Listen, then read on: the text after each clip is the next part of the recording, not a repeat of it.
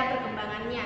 Nah, untuk mengefisienkan waktu, langsung saja kita ke materi pertama, yaitu sejarah perkembangan Linux yang akan dibawakan oleh saudari kita Eti Rahmawati. Materi kedua, perbedaan Unix, Minix, dan Linux yang akan dibawakan oleh saudari kita Nahla Nur Hidayah. Dan materi terakhir, kelebihan dan kelemahan lainnya Linux banding sistem operasi yang lain yang akan dibawakan oleh saya sendiri, Jumiati Nandebila, dan saudara kita Snojaya. Oke, langsung saja kita ke videonya.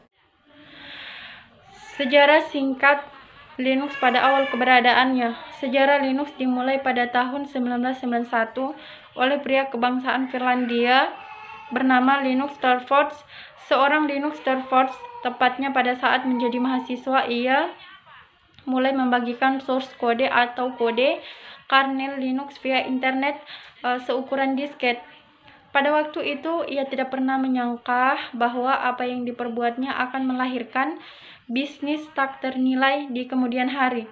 Linux muda juga tidak pernah menyangka bahwa sistem operasi Linux akan menjadi sistem operasi yang paling menjanjikan. Itulah awal mula sejarah dan perkembangan Linux. Sistem operasi Linux terbaru ini bisa juga dibenarkan dalam server, tabel komputer, desktop, handphone, GPS, mobil, robot, bahkan hingga pesawat buatan NASA. Assalamualaikum warahmatullahi wabarakatuh. Saya Nahla Nur Hidayah akan memaparkan materi tentang perbedaan Unix, Minix, dan Linux. Perbedaan Unix, Minix, dan Linux. Unix merupakan sistem operasi yang dibuat oleh dua orang ahli programmer, yaitu Ken Thompson dan Dennis Ritchie, yang kemudian dikembangkan oleh AT dan Table Labs. Unix dirancang khusus sebagai sistem operasi yang multi-user, multitasking, dan portable. Minix dibuat oleh seorang profesor di Vrije Universiteit Amsterdam, Belanda, yang bernama Andreas Stuart Tannenbaum. Minix adalah sistem operasi turunan dari Unix yang bersifat open source yang dibuat berdasarkan arsitektur mikrokernel. Sedangkan Linux adalah kernel yang dikembangkan oleh Linus Torvalds pada sekitaran tahun 1991-an dari sistem operasi Unix sebagai proyek pribadi. Linus membangun Linux berdasarkan kernel Minix dan dia menambahkan driver dan GUI di dalamnya, dan dikembangkan menjadi sistem operasi yang bernama Linux, lalu mengubah tren teknologi komputer grader dan itu seluruh dunia. Linux dibangun bukan hanya menjadi sistem operasi atau SO yang bersifat open source, tetapi juga menjadi SO yang ringan, mudah, kompatibel, dan gratis dengan berbagai hardware.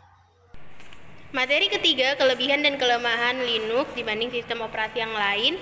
Yang pertama itu kelebihan Linux ada gratis. Nah, di mana kita itu bisa menggunakan sistem operasi Linux secara gratis, baik untuk kebutuhan pribadi ataupun kebutuhan bisnis, dan juga bisa digunakan untuk desktop maupun untuk server. Yang kedua, mudah digunakan. Kalau dulu sistem operasi Linux ini memang sulit digunakan karena masih baru dan khususnya untuk pemula, jadi masih sangat sulit. Tetapi untuk saat ini, seiring dengan berkembangnya zaman, sudah banyak distro Linux yang sangat ramah pengguna. Nah, sebagai contohnya ini Ubuntu. Jadi semakin perkembangan zaman itu semakin hebat, Linux juga ini tampilannya semakin sederhana dan menjadi user friendly. Kelebihan Linux yang ketiga itu aman. Nah, Linux ini aman karena belum terlalu banyak digunakan. Jadi untuk menjadi sasaran bagi para peretesan dengan malware atau penyebaran virus itu masih sangat jarang. Dan juga berbicara secara default, Linux ini memberikan hak admin kepada para pengguna. Dengan begitu, virus itu tidak dapat masuk dan mengubah sistem tanpa mendapatkan hak akses. Begitu. Nah, kelebihan Linux yang keempat, performanya itu cepat. Nah, bisa dirasakan mulai dari proses instalasi, booting, hingga penggunaan aplikasinya itu secara bersamaan. Nah, jadi Linux itu cepat dibandingkan dengan sistem operasi yang lain. Kelebihan Linux yang selanjutnya itu privasinya terjaga. Nah, berbeda dengan Windows, Linux itu tidak mengumpulkan data para penggunanya, yang artinya privasi user itu lebih terjaga. Nah, beda halnya dengan Windows yang secara default itu mengaktifkan telemetri untuk mengirim data pengguna dan performance di komputer. Nah, poin selanjutnya dalam kelebihan Linux itu memiliki banyak distro yang mana terbagi sesuai dengan fungsinya masing-masing, terbagi atas 4, yaitu Linux untuk pengguna Ubuntu, Linux untuk edukasi, Linux untuk server, dan Linux untuk hacking, seperti itu. Poin selanjutnya dari kelebihan Linux itu adalah Linux itu rutin diupdate. Nah, di mana pada pemrosesan update tak jarang membawa fitur-fitur baru, contohnya seperti proses instalasinya yang cepat, terus juga performa aplikasi yang meningkat, dan masih banyak lagi.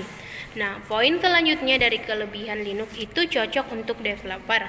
Nah, yang mana Linux ini dikenal memiliki banyak library yang membantu dalam pengembangan aplikasi. Nah, dan juga ya, terminal dari Linux itu lebih powerful dibandingkan dengan command prompt yang ada di Windows.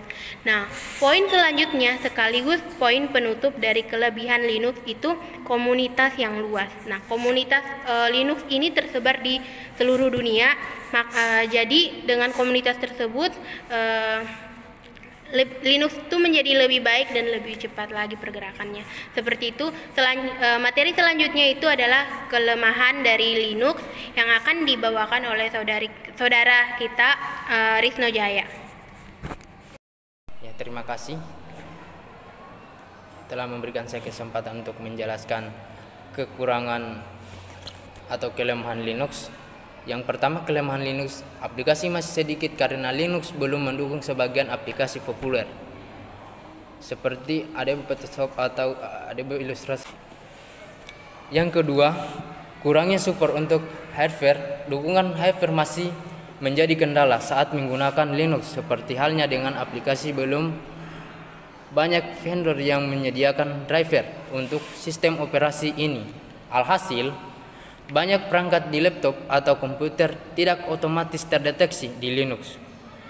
Yang ketiga atau terakhir, kurang cocok untuk games karena yang pertama, developer belum banyak yang membuat games untuk Linux.